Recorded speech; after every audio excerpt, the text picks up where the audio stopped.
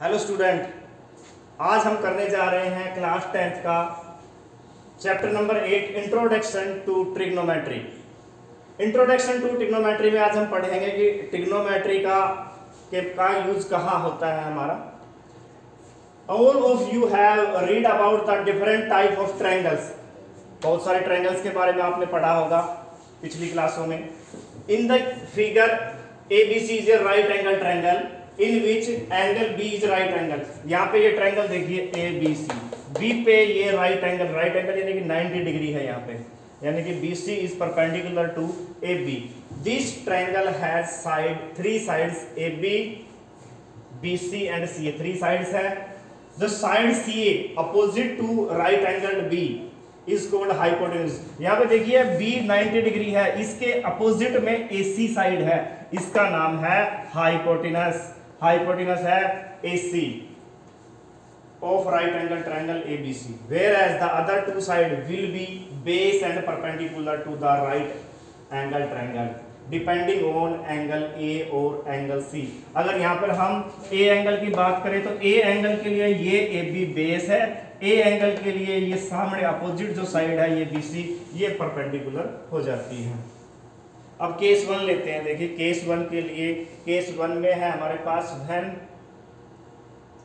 When using angle A angle का जब use करते हैं, ए एंगल का यूज करते हैं तो ये वाला ए एंगल है हमारे पास, वही ट्रायंगल ABC है। The common side AB of angle A and right angle B will be base of right triangle and the side BC opposite to angle A will be perpendicular to a right angle triangle। अब A angle के लिए देखिए ये इसका common जो side है, A angle की common side है AB, तो AB हो गया इसका बेस। ये तो क्लियर है, AC तो हाइपोटेनस रहेगा, जो 90 के अपोजिट में है वो क्या रहेगा, हाइपोटेनस। इस A एंगल की कॉमन साइड है AB, तो AB बेस हो गया, अपोजिट साइड है वो क्या होगी, वो होगी परपेंडिकुलर। केस सेकंड है हमारे पास, ये केस सेकंड है। Case second when using angle C, जब एंगल C का यूज करते हैं तो ये BC यहाँ पे इस एंगल के लिए बेस बन जाती है और AB परपेंडिकुलर हो जाता है।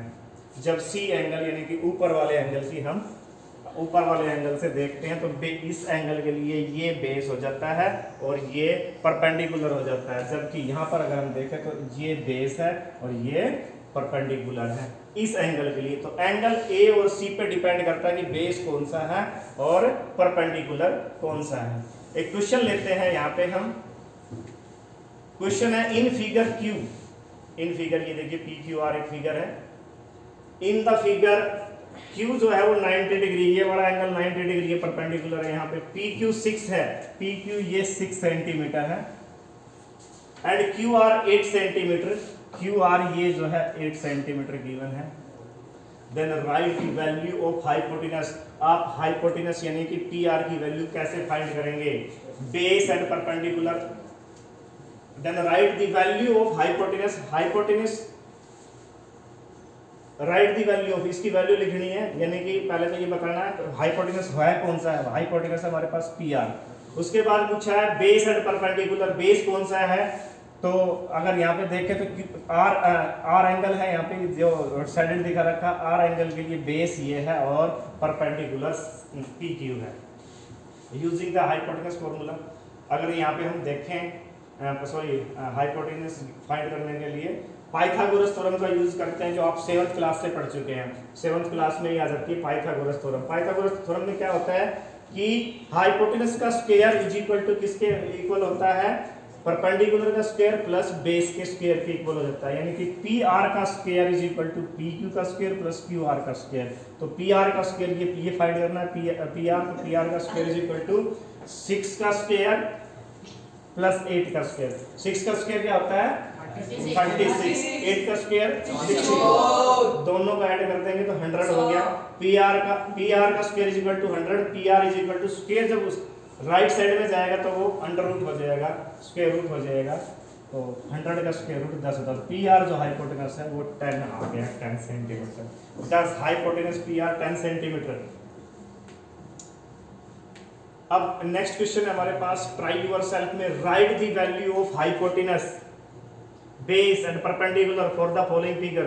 यहाँ पे फिगर में ये इस एंगल को सी बताया गया है, तो सी ये है, तो हाइपोटेनस क्या है यहाँ पे देखिए, हाइपोटेनस इज AC। हाइपोटेनस क्या है यहाँ पे AC। AC कितना है 13 सेंटीमीटर। एंड परपेंडिकुलर क्या है इस एंगल के लिए, इस एंगल के लिए परपेंडिकुलर है 5। और फाइंड क्या करना है, बेस BC फाइंड करना है। तो यूजिंग वही कौन सी थ्योरम यूज करेंगे, पाइथागोरस थ्योरम। पाइथागोरस थ्योरम क्या होगी कि AC का square is equal to BC का स्क्वायर प्लस AB का स्क्वायर, यानी कि आप ऐसे लिख सकते हैं AB का स्क्वायर प्लस BC का square is equal to AC का स्क्वायर। AB दिया हुआ है 5 का स्क्वायर प्लस BC का square is equal to AC दिया हुआ है 13, तो 13 का स्क्वायर हो जाएगा। तो 5 का स्क्वायर कितना होता है 25 प्लस BC का स्क्वायर इज इक्वल टू 13 का स्क्वायर 169, तो BC का square is equal to 169, plus का 25 उधर जाएगा तो माइनस का 25, तो BC square is equal to क्या हो गया 169 में से 25 माइनस करेंगे तो 144 आ गया हमारे पास BC का स्क्वायर, और BC इज इक्वल टू हो गया 144 का स्क्वायर रूट। तो BC इज इक्वल टू 144 का स्क्वायर रूट क्या होगा 12 हो गया, तो BC 12 सेंटीमीटर आ गया। तो हमारे पास ये जो BC है ये 12 सेंटीमीटर आ जाएगा। फिगर 1 हो गया है। फिगर 2 देखते हैं हमारे पास। फिगर 2 में क्या है, फिगर 2 में DEF एक ट्राइंगल है, एक ट्राइंगल है हमारे पास DEF। 4 सेंटीमीटर दिया हुआ है बेस, F एंगल के लिए बेस है 4 सेंटीमीटर, परपेंडिकुलर है 3 सेंटीमीटर। DF फाइंड करना है, तो वही यूजिंग पाइथागोरस थ्योरम।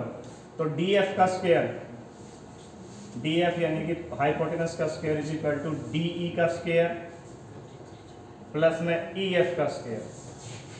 तो DF का square is equal to DE कितना गिवन है यहाँ पे 3 का स्क्वायर प्लस DF है 4 का स्क्वायर इज इक्वल टू 3 का स्क्वायर क्या होगा 9, और 4 का स्क्वायर क्या होगा 16, प्लस करेंगे कितना आ गया 25। तो DF इज इक्वल टू आ गया हमारे पास 25 का स्क्वायर रूट।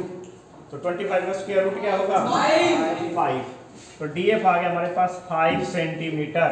तो DF ये 5 सेंटीमीटर, यही फाइंड करना था। हाइपोटेनस आ गया हमारे पास। Yes sir. तो पाइथागोरस थ्योरम का यूज करके हम फाइंड कर सकते हैं हाइपोटेनस या बेस या परपेंडिकुलर, अगर तीनों साइड में से 2 साइड गिवन हो तो इन राइट एंगल ट्रायंगल।